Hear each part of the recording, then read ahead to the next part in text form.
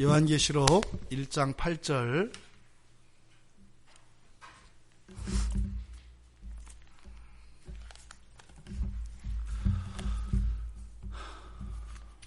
우리 같이 한 목소리로 함께 읽겠습니다. 주 하나님이 이르시되 나는 알파와 오메가라. 이제도 있고 전에도 있었고 장차 올 자요 전능한 자라 하시더라. 아멘. 주 하나님이 이르시되 나는 알파와 오메가라. 이제도 있고 전에도 있었고 장차 올 자요 전능한 자라 하시더라. 아멘. 잠시 기도하겠습니다.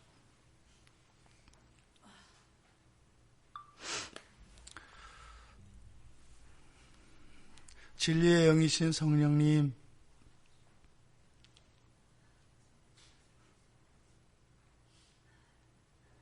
이 시간 저희들의 영혼과 저희들의 모든 것이 하나님 말씀 안에 있기를 소원합니다. 하나님 말씀 앞에 저희들의 모든 것을 드러내어 주셔서 그 말씀으로 저희들이 읽혀지게 하시고 그 말씀으로 저희들을 새롭게 하여 주시옵소서. 감사하며 예수님의 이름으로 기도드리옵나이다. 아멘. 알파와 오메가라는 제목으로 설교하려고 합니다. 7절에서 오실 예수 그리스도에 대한 예언이 선포되었습니다. 그래서 예수님이 구름을 타고 오실 것인데 우리가 우리의 두 눈으로 생생히 보게 될 것이라는 겁니다. 반드시 오실 것이고 모든 사람들에게 너무나 분명하게 예수 그리스도께서 오실 것이라고 하는 예언이 있었고, 바로 그것이 이 땅을 살고 있는 우리 그리스도인들의 삶의 동기이며 또 의미이고, 때로는 끝까지 참고 견딜 수 있는 동인이라고 말씀을 드렸습니다. 왜 예수님이 오시는 것이 그렇게 우리가 이 세상을 살아가는 의미가 되고 동기가 되고, 또 때로는 우리의 한계를 뛰어넘는 우리가 할 수 없는 그런 상황 속에서도 끝까지 견뎌야 되는 원인이 되는가? 그것은 무엇이냐면, 우리들이 이 세상을 살았던 모든 삶을요, 물이라고 한다면 그것을 그릇에 담아 예수님 앞에 내어놓아야 하기 때문입니다. 우리의 삶이 담긴 그 그릇을 주님께 내어드릴 것이고 주님께서 그 물을 마실 거라는 거예요. 그래서 우리가 더 이상은 어찌할 수 없다 하고 포기하거나 좌절할 것이 아니라, 주님 앞에 서는 그날 우리의 삶의 모든 것을 주님 앞에 내보여 드려야 하기 때문에 주님의 마음을 아프시지 않도록, 주님이 조금이라도 나의 인생을 통하여 더 기뻐하실 수 있도록 우리가 살아야 하기 때문에, 이러한 것이 우리가 인생을 참고 견딜 수 있는 동인이 되는 겁니다. 왜요? 사랑하기 때문이죠. 주님이 죽기까지 우리를 사랑하신 것처럼 우리도 죽기까지 주님을 사랑하기 때문이죠. 주님은 단번에 이미 과거에 그 사랑을 내어 보여주셨지만, 우리는 오랜 시간에 걸쳐서 주님께서 우리에게 보여주셨던 그 사랑을 회복해 가게 될 것입니다. 주님은 완전히 드러난 사랑이셨다면 우리는 조금씩 드러나는 사랑입니다. 그것이 우리 그리스도인들의 정체성이에요. 오늘 이 자리에 계신 여러분들은 지금 여러분들이 주님에 대하여 가지고 있는 그 사랑은요, 작년에 여러분들이 가졌던 그 사랑보다 훨씬 큽니다. 훨씬 더 순결하고요, 훨씬 더 아름다운 사랑을 가지고 계십니다. 내년에는요, 더 할 겁니다. 그래서 마지막 날에는 주님이 우리를 사랑하셨던 그 완전한 사랑만큼 우리도 주님을 사랑할 수 있게 될 겁니다. 주님 만나는 그날에는 주님의 사랑과 우리의 사랑이 같아요. 부끄러움이 없어요. 그런데 어떻게 해요? 그 바로 직전, 시간적으로는 불교 용어로 아주 찰나에 불과할지 모르겠지만 살아생전에 그렇지 못하였던 우리들의 과거에 대하여 정리되는 시간이 있을 것이다. 큰 아픔이 있고 고통이 있을 것이다. 그것은 구원을 못 받고 지옥 가는 이런 문제가 아니라 그런 수치스러움과 이런 부끄러움 때문에 그런 시간이 있을 것이다. 그래서 우리는요, 다시 오실 예수 그리스도가 우리가 이 인생을 살아가는 가장 큰 의미가 되어지고 또 우리가 이 인생을 끝까지 견디고 승리할 수 있는 동인이 된다는 것입니다. 그러니까요, 그리스도와의 만남을 생각하지 않고 살아갈 때는 우리는 반드시 실패하고 시험에 빠지고 넘어지게 되어 있습니다. 어느 정도 참을 수 있고 우리의 능력의 한계 안에서는 뭐 좀 하는 것 같겠죠. 그런데 거기에서 조금만 넘었으면 아무것도 없는 게 돼버려요. 너무 허무하거든요. 그러니까요, 바로 주님과의 다시 만날 그 재회의 날을 잊지 않고 우리가 살아야 하는 것입니다. 지금 우리가 읽은 계시록 1장 8절에서는 주 하나님이 이르시되, 이제 예수 그리스도가 다시 올 것이다 라고 하는 예언이 선포되어지고 나서 이제 하나님이 이르시되 라는 말씀으로 8절의 문을 엽니다. 사실은 이 8절은 요한계시록의 서론의 마지막입니다. 이제 9절에서부터 실질적으로 요한이 받은 계시가 시작이 돼요. 그러니까 이 8절은 서론의 마무리입니다. 그러니까 서론을 마무리하면서 요한은 앞에서 했던 이야기들, 그리고 앞에서 했던 모든 이야기들의 가장 중심적인 사상, 하고 싶었던 이야기를 다시 한번 여기서 합니다. 그 내용이 하나님이 이르시되 라는 내용이에요. 그러니까 하나님이 말씀하셨다는 거지 않습니까? 그런데 1절은 뭐라고 했어요? 예수 그리스도의 계시라고 했잖아요. 그렇죠? 예수 그리스도에 관한 계시라고 그랬어요. 근데 누가 말씀하셨다고요? 지금 8절에서 하나님이 말씀하셨다 이렇게 얘기를 해요. 그러니까 언뜻 보면 1절에서는 예수 그리스도의 계시니까 예수 그리스도께서 계시한 것이 된단 말이에요. 그런데 8절에서는요, 하나님이 말씀하셨다 이렇게 얘기한단 말이에요. 그러니까 도대체 이게 예수 그리스도께서 말씀하신 거예요? 하나님이 말씀하신 거예요? 제가 여러분들한테 묻는 겁니다. 그러니까 1절에서는 하나님이 예수 그리스도께서 말씀하셨다. 예수 그리스도의 계시라 그랬으니까. 근데 8절에서는 주 하나님이 말씀하셨다. 이때 주 하나님은 성부 하나님이세요. 그러니까 누가 말씀하신 거예요?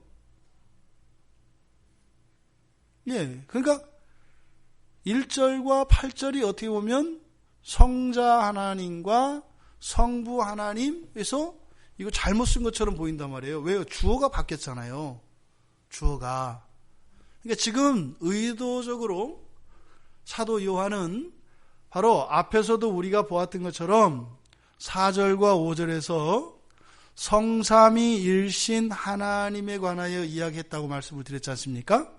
그러니까 요한이 이때 환상을 보고 그 천상을 봤는데요, 요한은 성부, 성자, 성령이 한 분이시라고 하는 것을 확실히 알고 있는 것 같아요.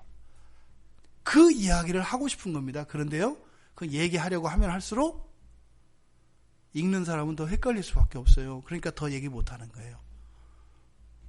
그러니까 우리가 이 삼위일체, 그 삼위일신을 가지고 이야기를 할 때 말이 많단 말입니다. 그러니까 요한도 그 있었는가 보죠. 근데 완전히 앓은 거예요. 완전히 터득을 한 거예요. 그런데요, 인간의 말로는 표현할 수가 없어요. 그런데 그걸 봤으니까 표시를 안 낼 수가 없어요. 그때 너무 표시를 내면 이게 전달이 안 되니까 또 표시할 수도 없어요. 그게 요 서론 안에 계속 보인다 이 말입니다. 지금 이 8절에서 주 하나님, 즉 성부 하나님이 계시하신 것과 1절에서 예수 그리스도가 계시하신 것이 서로 모순되거나 충돌을 일으키는 것이 아니라 바로 성부와 성자와 성령이 한 분 하나님이시라고 하는 분명한 경험이 요한에게는 있었습니다. 그것이 의도적으로 계획적으로 진술되었다라기보다는 이미 경험되어진 성부, 성자, 성령 그 삼위가 한 분이신 그 하나님에 대한 경험이 그냥 이렇게 절제되지 않고 나올 수밖에 없다 이 말입니다. 그런데요, 하나님은 그것을 또한 계시의 방편으로 사용하시죠. 그러니까 지금 여기서 주 하나님이 이르시되라고 하는 이 말씀은 그래서 1절과 모순되거나 잘못된 것이 아니다. 이것은 뭐예요? 성자 하나님과 성부 하나님이 한 분 하나님이시라고 하는 것을 요한이 경험한 바를 여기에 이야기하고 있다 이 말입니다. 계시의 주체를 이 8절에서는 주 하나님, 성부 하나님이라고 이야기를 하는데 바로 성부 하나님에 대해서 진술을 합니다. 그런데 이 삼위일신 하나님에 대해서 이미 4절과 5절에서 말씀을 드렸어요. 성부, 성자, 성령이 다 진술되어 있습니다. 4절과 5절에. 그런데 4절에 성부 하나님에 대한 진술이 있었어요. 그죠? 이제도 계시고 전에도 계셨고 장차 오시리. 이게 바로 누구예요? 성부 하나님이란 말이에요. 그러니까 이 성부 하나님에 대한 내용을 다시 한번 8절에서 반복하고 있어요. 그러니까 지금 그런데 여기에 추가된 게 있습니다. 그렇죠? 앞에서 이야기했던 4절에서 성부 하나님에 대해서 진술했던 내용에 앞뒤로 더 붙어 있어요. 그죠? 앞으로는 알파와 오메가요 라고 하는, 그리고 이제도 알파와 오메가라고 하는 이름이 또 하나 붙었고, 또 뒤로는요 전능한 자라고 하는 이름이 또 붙은 거예요. 이것은 수식어처럼 쓰입니다만 사실은 이름입니다. 하나님의 이름이에요. 하나님의 지식을 이렇게 그러니까 하나님의 본질에 관한 이런 지식을 가르쳐주는 것은 하나님의 이름으로 보시면 됩니다. 그러니까 여기서도 알파와 오메가, 그리고 이제도 있고 전에도 있었고 장차 올 자, 그리고 전능한 자라고 성부 하나님을 여기서 진술하고 있는 겁니다. 그래서 알파와 오메가라고 하는 이 진술은 요한계시록에서 3번 쓰입니다. 여기 말고 요한계시록 21장 6절 그리고 22장 13절에 이렇게 해서 3번 사용되어지는 칭호입니다. 그런데 이 알파와 오메가라고 하는 것은 뭐냐면 우리 한글의 자음이 기역으로부터 시작되잖아요. 그렇죠? 기역에서 히읗으로 끝나잖아요. 그러니까 기역에 해당하는 글자가 알파입니다. 그리고 오메가가 우리나라의 히읗에 해당하는 글자예요. 그러니까 알파와 오메가라고 하는 것은 이 헬라어 문자의 처음과 끝을 이야기한 건데, 이것을 시간의 관점으로 보면 시간의 시작과 끝을 나타내는 겁니다. 처음과 끝, 그러니까 시간의 시작과 끝을 말해요. 그러니까 하나님이 태초에 라고 했을 때 시간이 시작되었던 그 태초와 마지막 종말에 라고 하는 종말, 시작과 그 태초와 종말을 의미하는 겁니다. 이 알파와 오메가가. 그러니까 이것은 곧 하나님의 영원성을 드러내요. 시작도 없고 끝도 없는 하나님, 영원하신 그 하나님을 의미합니다. 시간적으로는.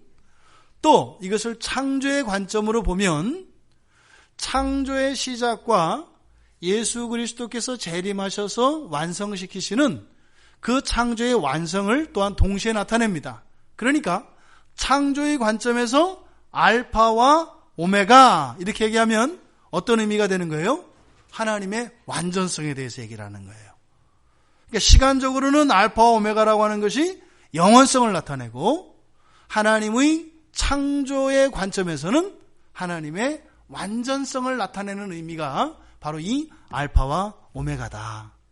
그러니까 우리는 아직 예수님이 오시지 않았기 때문에 첫 창조를 하시고 그 이후에 있었던 아담의 타락과 또 그 이후에 하나님께서 아브라함을 선택하셨고 다시 그를 통하여 하나님의 나라를 이루어가려고 할 때 또다시 타락하고 범죄하였던 성경의 역사를 통해서 우리가 하나님 나라가 어떻게 되어 왔는지를 압니다.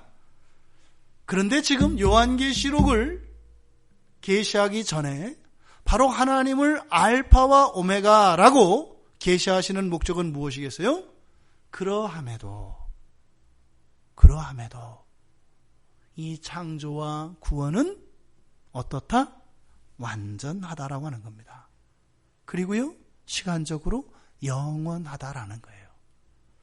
우리가 이 세상을 살아가는 동안은 죄도 짓고 침체도 겪고 때로는 하나님을 향하여 대적하기도 합니다만 이것들이 어떻다고 얘기하는 거예요? 영원하고 완전하게 이루어진 하나님의 구원의 사역이다라고 하는 것을 말씀하신다 이 말입니다.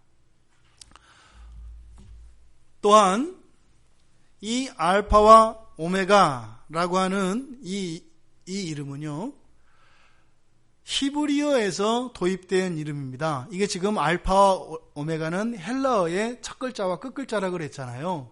그런데 히브리 사람들, 이스라엘 사람들이 구약의 전통에서 이렇게 하나님을 지금 알파와 오메가처럼 표현하는 히브리식 방법이 있어요.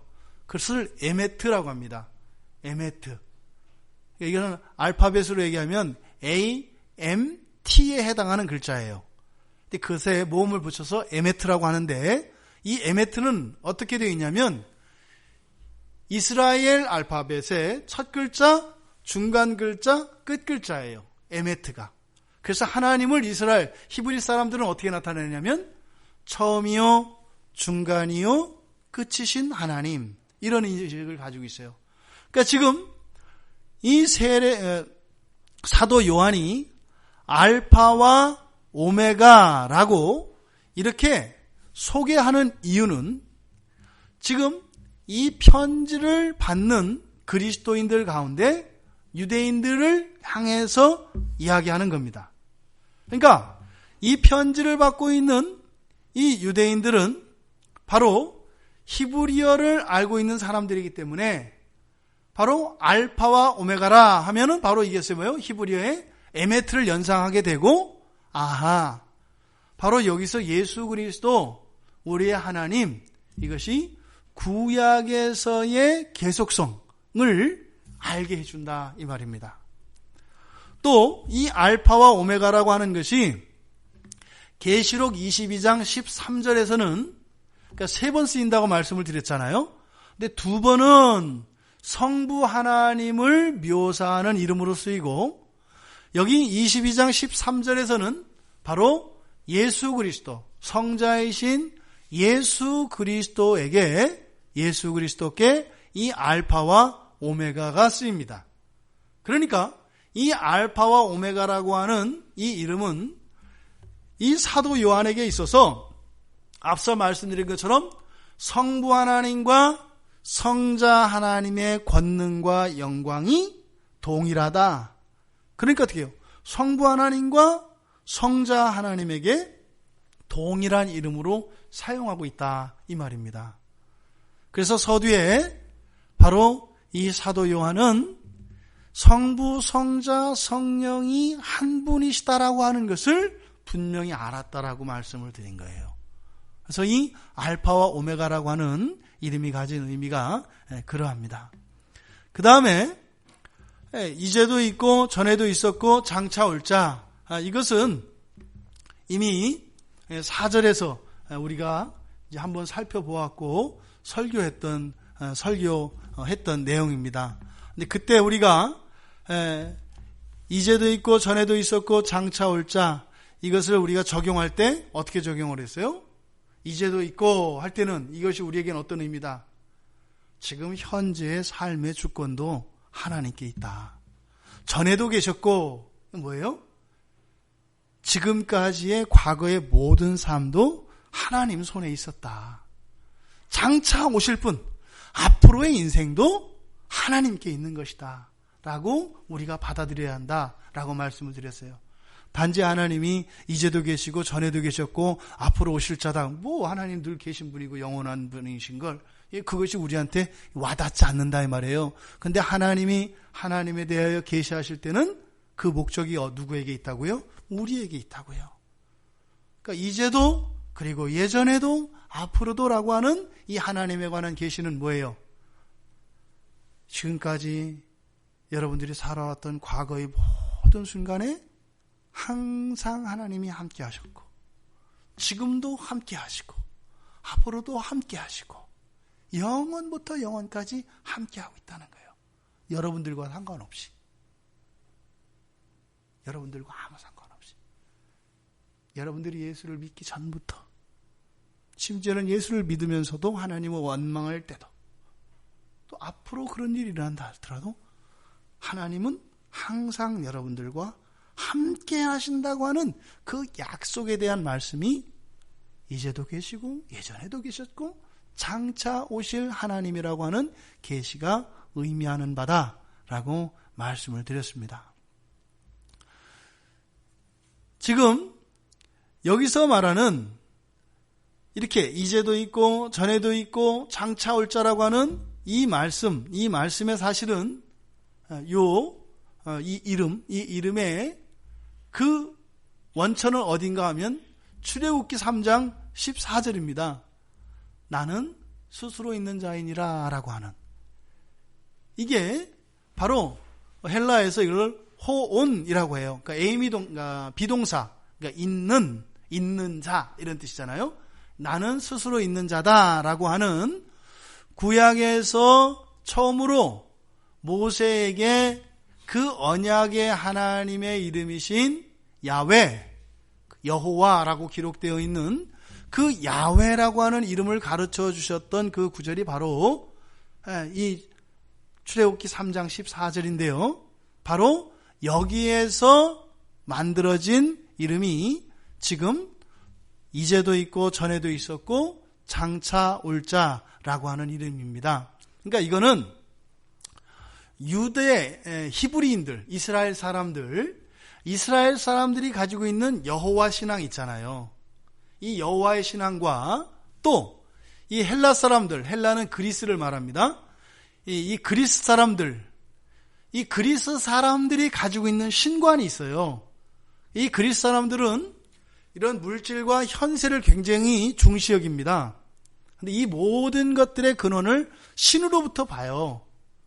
그래서 이 헬라인들이 가지고 있는 신관과 히브리인들이 가지고 있는 여호와, 이 두 가지를 합쳐서 지금 이제도 있고 전에도 있었고 장차 올 자라고 표현을 하고 있는 겁니다.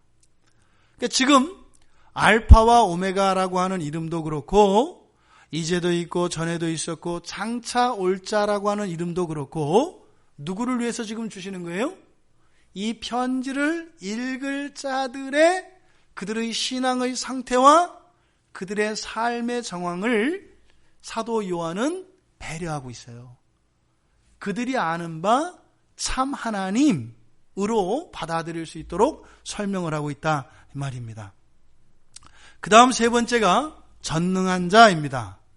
이 전능한 자라고 하는 말은 사도 요한이 쓰는 아주 특별한 명칭입니다. 이 전능한 자는 요한계시록에서 9번 쓰입니다. 그리고 딱 한 번 고린도 후서 6장 18절에서만 쓰여요.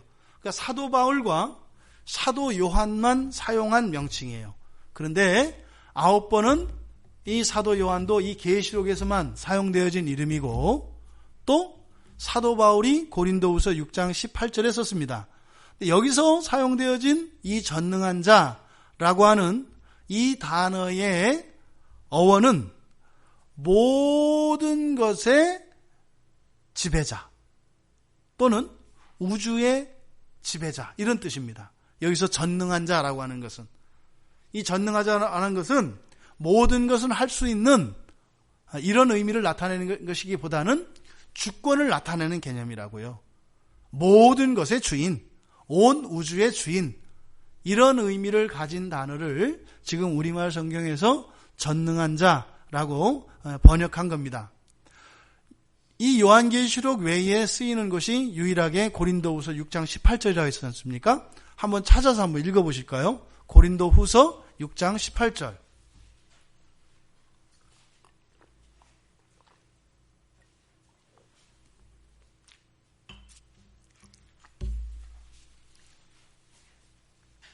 고린도후서 6장 18절.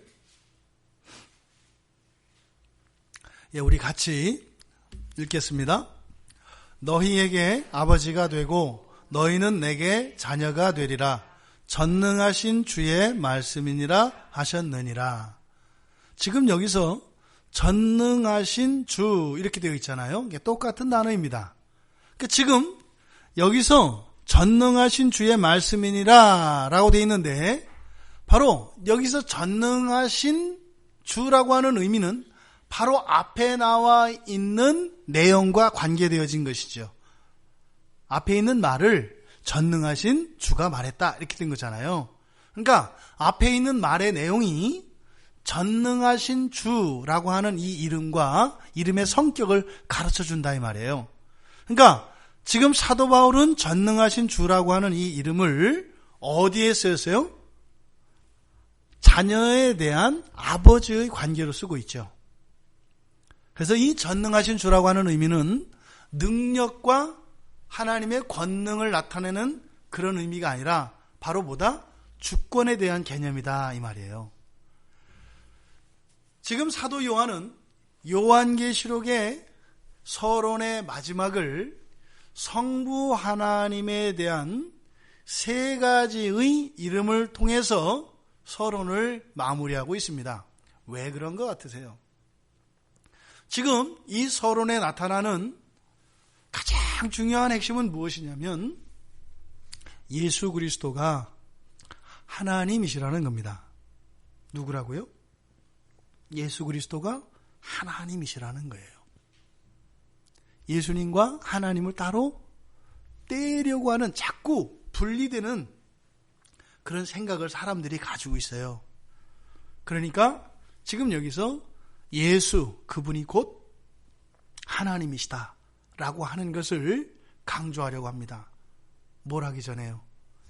계시를 말씀하기 전에. 예수 그리스도의 계시라고 말씀을 내가 드렸는데 바로 예수 그리스도 그분이 누구시다? 하나님이시다 라고 하는 것을 강조하는 겁니다. 그리고 또 하나는 바로 하나님, 우리 주 예수 그리스도, 바로 그 하나님의 절대 주권을 강조하는 겁니다. 바로 절대 주권이라고 하는 한 기둥과 예수 그리스도가 하나님이시라고 하는 이 두 기둥을 붙들고 지금 계시 속으로 우리를 인도하고 있다 이 말입니다. 이거는요, 우리가 요한계시록으로 들어가서 하나님의 이 묵시를 받아들일 때 항상 이 두 기둥을 놓지 말아야 할 것을 이야기하기 때문입니다. 이 안에 들어가면은요, 심판도 있고요, 환난도 있고요, 많은 일들이 일어납니다. 그런데 우리는 어떻게 해요? 바로 하나님의 절대 주권과 이 편지를 통해서 우리에게 주시는 이 계시가 바로 예수 그리스도의 계시인데, 바로 이 예수 그리스도는 누구시다? 나의 하나님, 나의 하나님이시다. 그 하나님이신 그리스도께서 절대 주권 하에서, 이 절대 주권이라고 하는 것은 무슨 말이에요? 나의 모든 것 되시는 분이 우리 주님이라는 뜻이에요. 나에 관계된 모든 것, 과거와 현재와 미래의 모든 것이 그리스도께서 붙잡고 있다라고 하는 거예요. 또 그리스도께서 붙잡고 있는 것은요, 하나님이 붙잡고 있는 것과 동일한 것이다 라고 하는 이 두 기둥을 우리에게 먼저 주어주는 것입니다. 우리가 하나님의 말씀을 읽지만 적용점을 잘못하고 이 기준이 없이 하나님의 말씀을 읽어 들어가면 오해되는 경우가 많습니다. 바로 이 요한계시록은 반드시 하나님의 절대 주권과 하나님이신 예수 그리스도, 좀 더 넓게 확장해서는 성부, 성자, 성령 삼위일체 하나님이 한 분 하나님이신 것을 붙들고 우리가 이 말씀 속으로 들어가야 한다라는 것을 교훈하고 있습니다. 이거는 요한계시록뿐만이 아니죠. 사실은 우리가 인생을 살아가면서 우리의 인생의 주권이 하나님께 있다는 것을 놓는 순간, 그 순간 우리는 이 세상 모든 근심이 우리에게 들어옵니다. 그걸 조금 바꾸면 어떻게 돼요? 거룩한 책임감 이런 거로 나오는 겁니다. 또 우리가 믿는 그 예수 그리스도가 완전하신 하나님이시라고 하는 그 내용을 잊고 잘못 그리스도에 대한 이해를 가지고 살아가게 되면은요, 하나님만 믿고는 살 수 없는 거예요. 하나님을 믿고 살되 조금은 또 따로 우리가 알아서 해야 되는 부분도 있는 거예요. 이게 굉장히 치명적입니다. 근데 말이 거의 대부분은 예수님이 해주시는 거고 조금만 내가 하는 거라고 하지만 우리의 인생 속에 들어와서는 그게 정반대됩니다. 인생의 대부분은 내가 알아서 하는 거고 조금은 예수님이 십자가에서 도와주신 거고 이렇게 바뀝니다. 여러분의 인생이 바로 우리를 구원하신 예수 그리스도께서 십자가에 못 박히시며 우리를 대신하여 우리의 죄를 속량하여 주셨을 때 여러분들을 예수님께서 사신 바 되었습니다. 여러분들은 하나님의 것입니다. 여러분들의 소유권이 이미 예수님께서 하늘나라에다 이렇게 등기를 해놨단 말이에요. 예수님이 핏값 주고 여러분들을 사셨기 때문에 여러분들은 까먹을지 몰라도 예수님은 절대로 여러분들을 까먹을 수가 없어요. 왜요? 당신의 핏값을 주고 사신 것을 소홀히 하겠어요? 여러분들의 이름이 예수 그리스도의 절대 주권으로 그 하늘나라의 생명책에 이름이 기록되어진 것을 믿습니다. 그리고 이 말씀을 여러분이 받을 때 이 말씀을 붙들고 나의 앞날에 대해서 점치려고 하는 그런 어리석은 시도를 하는 것이 아니라 현재의 나의 삶에 필요한 은혜와 힘을 얻을 수 있게 될 것이라는 겁니다. 이것을 통해서 무서워서 벌벌 떨고 두려워하는 책이 아니라 현재 나에게 필요한 무기가 되어주고 실제적인 총알이 되어주고 실제적인 지혜가 되어준다는 것을 알 수 있게 될 것이기 때문입니다. 이 요한계시록을 여러분들한테 준 것은 여러분들을 협박하거나 경고하기 위해서 주신 책이 아니에요. 여러분의 삶이 얼마나 고단한지 하나님은 아신다니까요. 천국 가 있는 사람이 어렵겠어요? 사는 사람이 어렵겠어요? 비교할 수 없을 정도로 우리가 어려워요. 누굴 도와주셔야 되겠어요? 우리를 도와주셔야 돼요. 그래서 이 요한계시록이 있는 것입니다. 이 요한계시록은요, 무슨 마지막 날에 누가 심판을 받을 건지 그 심판자 명단, 그 살생부가 적혀 있는 그런 책이거나 그런 게 아닙니다. 진짜와 가짜를 구별하는 이런 게 아닙니다. 현재의 우리의 삶의 고단함을 아시고 그 신앙을 붙들고 산다는 것이 얼마나 어려운 것인지 알기 때문에 바로 이 현실을 살아가는 우리들을 위하여 주신 하나님의 말씀이라는 것을 바로 사도 요한이 다시 한번 이 서론의 마지막을 8절로 장식하며 우리들에게 이 요한계시록을 주시는 그 참다운 목적이 우리에게 누려지기를 바라는 마음을 표현한 것이라고 볼 수 있습니다. 그래서 이 요한계시록 말씀을 통해서 여러분들이 얻지 못했던, 누리지 못했던 그런 자원과 은혜들을 누리셔서 여러분의 삶에 힘이 되기를 바랍니다. 그래서 실제적인 그런 유익과 도움을 얻으시는 그런 시간이 될 수 있기를 바랍니다. 우리 같이 말씀을 생각하며 잠시 기도하겠습니다.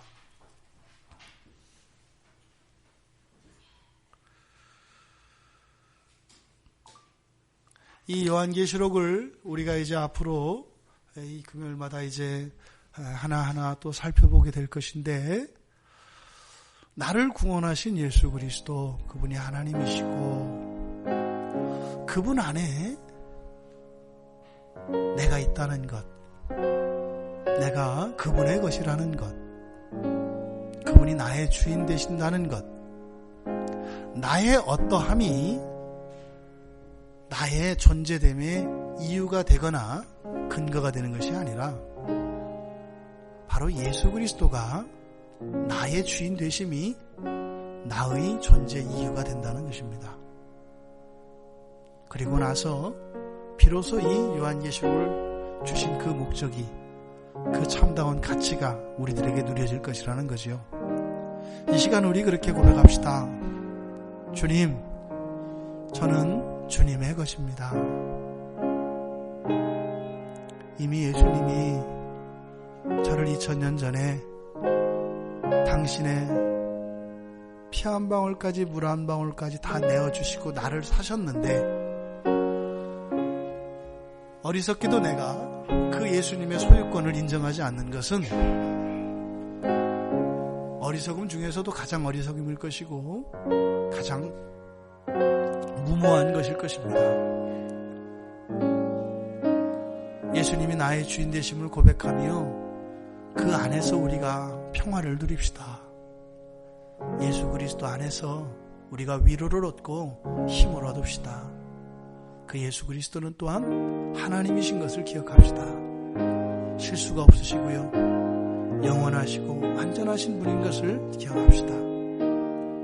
하나님, 나의 신앙이 바로 예수 그리스도의 소유됨에 있음을 다시 한번 깨닫게 해달라고, 또한 우리의 신앙에 그리스도의 주인됨을 인정하지 않고 우리 스스로 주인되려 하는 그러한 생각들이 있었다면 이 시간 내려놓는, 그리고 회개하는 시간이 될 수 있기를 바랍니다. 우리 같이 기도합시다.